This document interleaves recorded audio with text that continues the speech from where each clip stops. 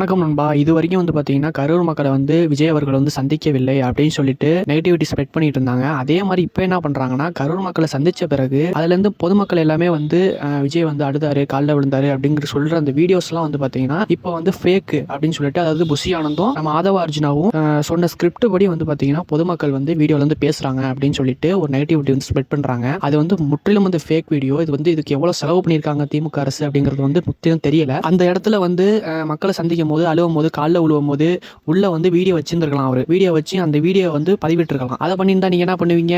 அவர் promotion தேடுறாரு, அந்த பாரு அந்த இறந்து போன குடும்பத்துல ப்ரமோஷன் பண்றாரு அப்படின்னு சொல்லிட்டு ஒரு விமர்சனம் பண்ணுவீங்க. விஜய் அழுவவில்லை, பொதுமக்கள் பொய் சொல்றாங்க அப்படின்னு சொல்லிட்டு ஏன் இவங்க ஸ்ப்ரெட் பண்றாங்கன்னா, அதாவது விஜய்க்கு ஆதரவு பெரிய வந்துட்டு இருக்கு. அதே மாதிரி பாத்தீங்கன்னா கரூர்ல என்னென்ன உண்மை நடந்திருக்கு அப்படிங்கிறது வெளியே வருது. அதை மறைக்கிறதுக்காண்டி இப்போ ஃபேக் வீடியோ அப்படிங்கறத ப்ரமோஷன் பண்றாங்க. வேற ஒண்ணு. அதாவது நான் ஒரு கேள்வி கேட்கிறேன். அதாவது கரூர் இது வரைக்கும் உயிரிழந்த குடும்பத்தை நான் தத்தெடுக்கிறேன் அப்படின்னு சொல்லி ஒரு லீடர் பண்ணியிருக்காங்க அப்படிங்கிற ஒரு கேள்விக்கு யாராவது பதில் சொல்லுங்க.